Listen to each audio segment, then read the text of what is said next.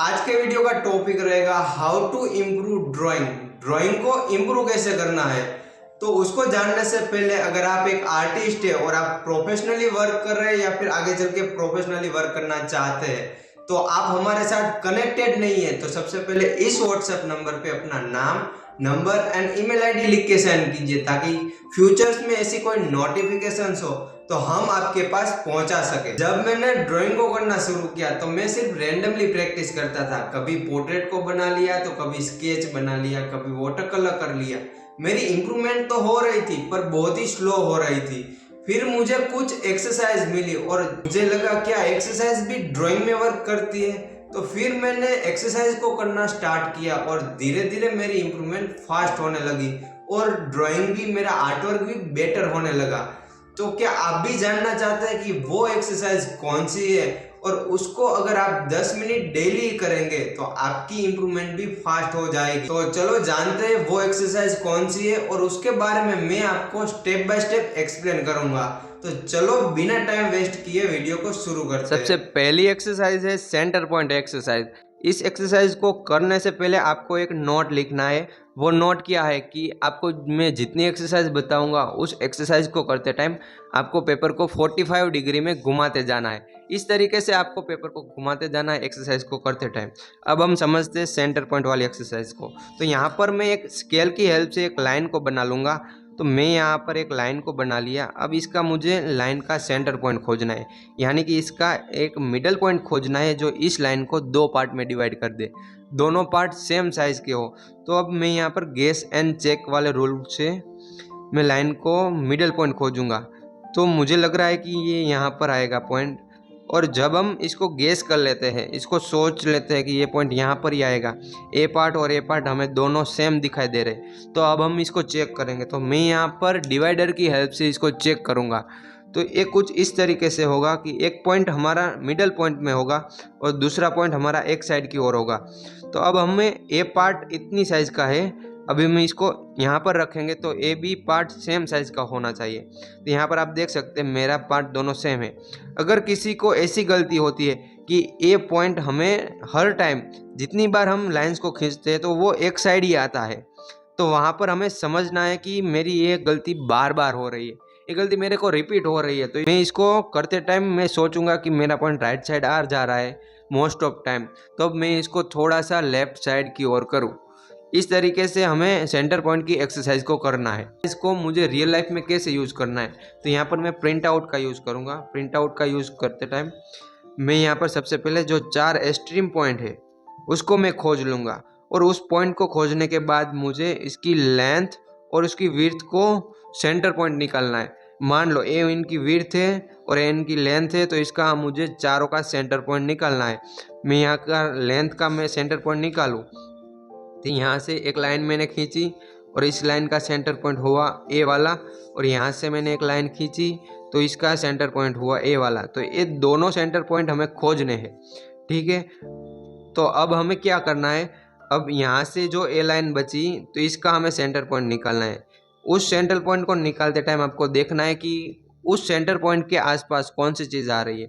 अगर मैं इस वाले सेंटर पॉइंट से इस पॉइंट तक, इस एक्सट्रीम पॉइंट तक मैं सेंटर पॉइंट निकालूं तो यहाँ पर एक पॉइंट के आसपास में क्या चीज़ आ रही है उसको हमें ऑब्जर्व करना है, नोटिस करना है कि यहाँ पर जो ये साड़ी का हिस्सा है तो वो थोड़ा सा ऊपर आ रहा है, एक गला है तो थोड़ा सा इससे ज़्यादा ऊपर आ रहा है, यहाँ से ये हाथ कितना नीचे है। अगर मैं इस पॉइंट से इस पॉइंट तक का सेंटर पॉइंट खोजूँ तो वहाँ पर कौन सी चीज़ आ रही है उसको हमें ऑब्जर्व करना है। लिप्स वहाँ पर आ रहे हैं, ये नाक वहाँ पर आ रही है, तो ये सारी चीज़ें हमें सेंटर पॉइंट को करते टाइम इस एक्सरसाइज को रियल लाइफ में इस तरीके से यूज़ करना है। दूसरी एक्सरसाइज है वो है पोजिशनिंग एक्सरसाइज। इस एक्सरसाइज को हमें किस तरीके से करना है, ये एक्सरसाइज सेम टू सेम इसके जैसी ही पर थोड़ा सा चेंज आ रहा है इस एक्सरसाइज में।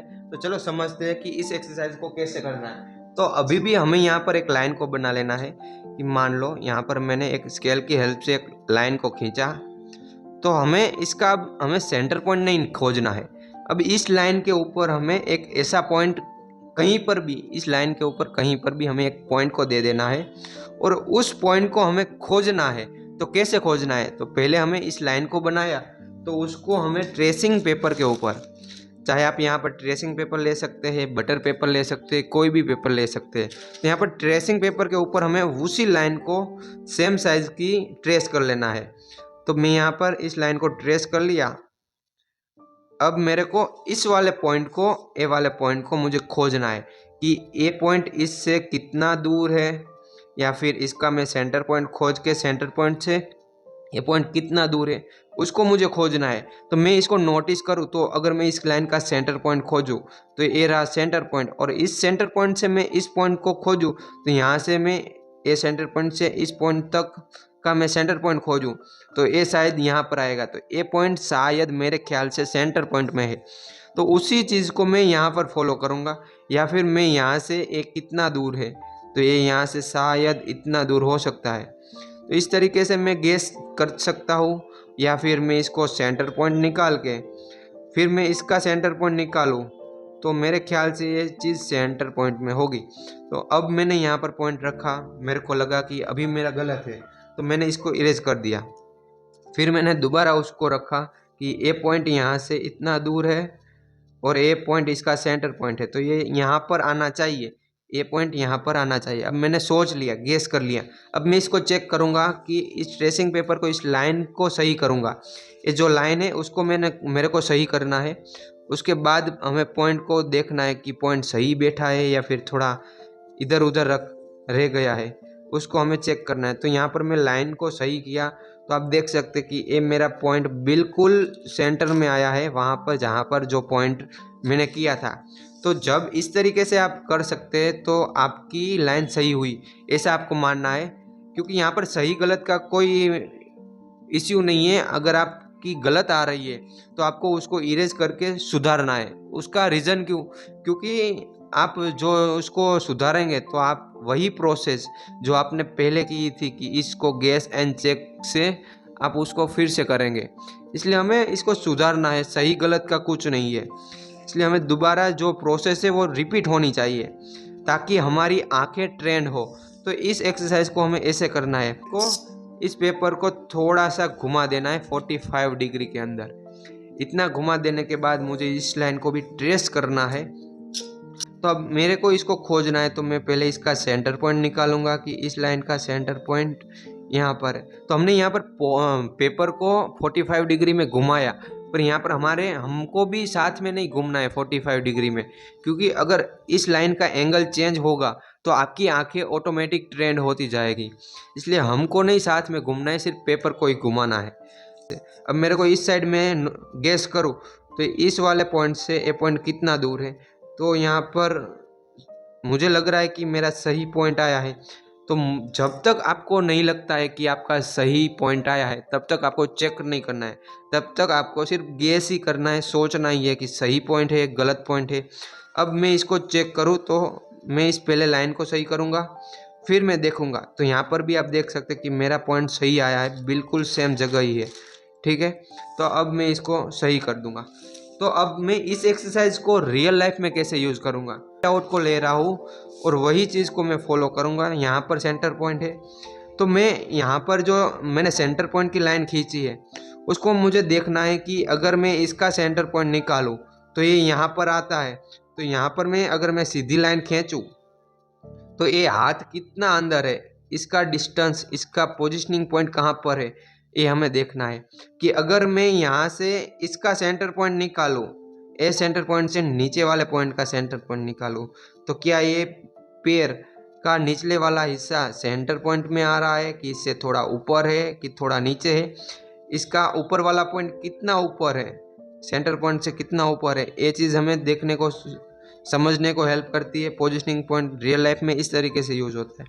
अब ए लाइन है, ए सेंटर पॉइंट है, अगर ए पॉइंट मेरे को हाथ करना है, हाथ की लाइन को मेरे को खींचना है, तो ये सेंटर पॉइंट से हाथ की लाइन कितनी ऊपर है, इसका पोजिशनिंग पॉइंट कहाँ पर है इस लाइन के ऊपर, तो ये खोजने में मुझे आसानी होगी अगर आप इस एक्सरसाइज को करेंगे और रियल लाइफ में इम्प्लीमेंट करेंगे। पोजिशनिंग वाली एक्सरसाइज को आप कर्व लाइन में भी खोज सकते हैं कि मान लो मैंने यहाँ पर एक ऐसी कर्व लाइन बना ली और इसके ऊपर मैंने एक पॉइंट दे दिया, पोजिशनिंग पॉइंट। अब मेरे को इस लाइन को ट्रेस करना है।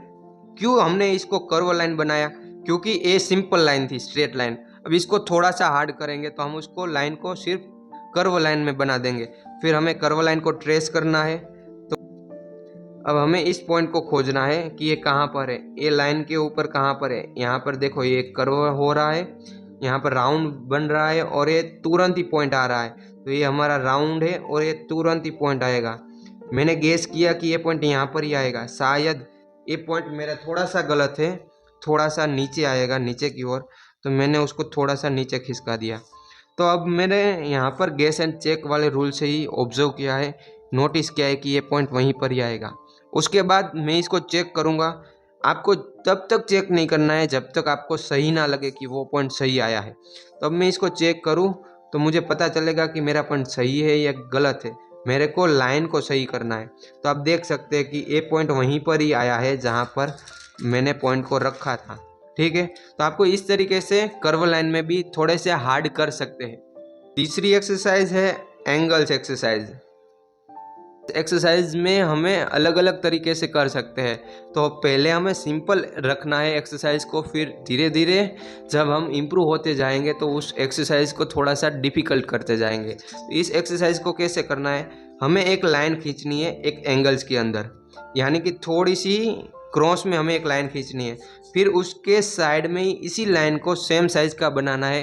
ये लाइन जितनी ऊपर जा रही है उतनी ही हमें ऊपर जानी है। तो मैं यहाँ से लाइन को खींचूंगा तो ये शायद इस टाइप से जा रही है। फिर हमें इसको चेक करना है, हमें सेम साइज़ का बनाना है। तो मैं इसको ऑब्जर्व करूँगा गेस एंड चेक के रूल के हिसाब से, तो ये लाइन सही जा रही है कि फिर गलत है। इस तरीके से हमें ऑब्जर्व करना है, गेस करना है। तो यहाँ से देखो तो ये यहाँ से स्टार्ट हुई और यहाँ पर ख़त्म हुई, तो इसकी साइज़ में देखो तो ये इतनी होगी शायद मेरे ख्याल से। अगर ये 5 सेंटीमीटर की है तो ये भी 5 सेंटीमीटर की होनी चाहिए। तो इस तरीके से हमें लाइन को बनाना है।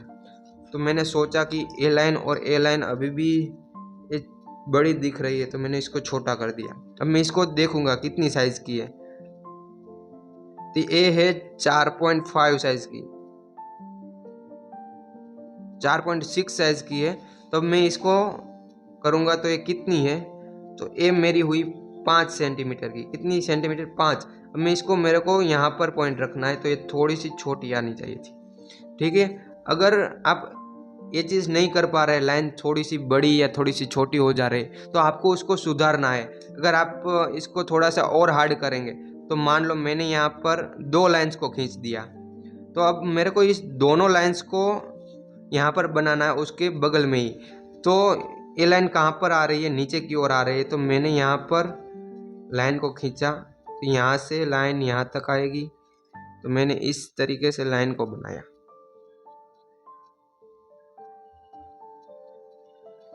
ये एंगल्स हमारा सही है, उसको हमें देखना है कि एंगल सही आया है या गलत आया है। फिर ये लाइन नीचे की ओर आ रही है, तो मैंने इसको कितना नीचे है उसको हमें गेस करना है कि यहाँ से लाइन इतनी नीचे है, ये लाइन कितनी नीचे होनी चाहिए, यहाँ पर होनी चाहिए मेरे ख्याल से। अब मेरे को इसकी लाइन लेंथ और विड्थ लाइन की कितनी बड़ी है ये देखना है।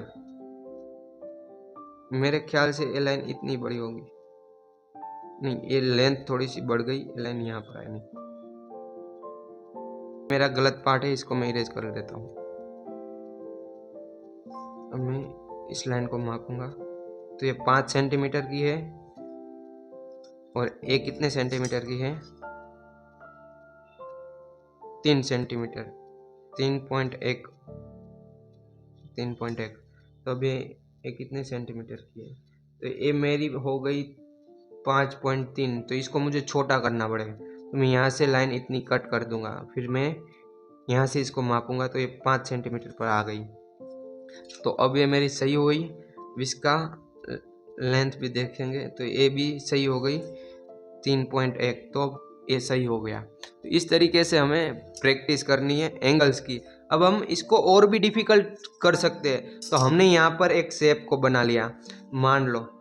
तो यहाँ पर ये जो शेप है इसको हमें ट्रेस, अब यहाँ पर हमने एक शेप को बना लिया, इस शेप को हमें यहाँ पर बनाना है। हमें इस तरीके से थोड़े से डिफ़िकल्ट शेप को भी बना सकते हैं कि कुछ इस तरीके का हो गया, फिर यहाँ से ऐसे हम थोड़ा डिफ़िकल्ट शेप भी ले सकते हैं, ऐसा नहीं है कि हमें सिंपल शेप को ही लेना है। तो यहाँ पर ये लाइन जो जा रही है, जिस एंगल्स में जा रही है, उस एंगल्स को हमें ड्रॉ करना है सेम साइज़ का। फिर हमें इस एंगल्स को कैसे हम रियल लाइफ में यूज़ करेंगे, फ़ोटो ले रहा हूँ, प्रिंट आउट ले रहा हूँ, तो इसके अंदर हम किस से इस चीज़ को करेंगे। तो मान लो कि ए एंगल्स कहाँ पर जा रहे हैं, सीधी एंगल से, फिर ए एंगल्स कैसा है, ये जो एंगल्स बना उस एंगल्स को हमें यहाँ से इस एक्सरसाइज करने से हमारी आंखें ट्रेंड होती जाएगी। तो अब ए वाला एंगल्स कैसा है और ए वाला एंगल्स कैसा है, उस एंगल्स को हमें देखना है कि ये जो एंगल्स बना उसको हमें ऑब्जर्व करना है। फिर यहाँ से मैं अगर स्ट्रेट लाइन ले लूँ तो ये जो एंगल्स बना वो एंगल्स कैसा है, फिर मैं यहाँ से ऐसे स्ट्रेट लाइन ले लूँ तो ये जो एंगल्स बना वो कैसा है। इस तरीके से हमें रियल लाइफ में ऑब्जर्व करना है, चीज़ों को सिंपल करना है, डिफ़िकल्ट नहीं करना है। तो इस एक्सरसाइज को हमें डेली 10 मिनट तक हमें करना है। तो आप डेली 10 मिनट तक करेंगे तो आपकी इम्प्रूवमेंट बहुत ही फास्ट होगी।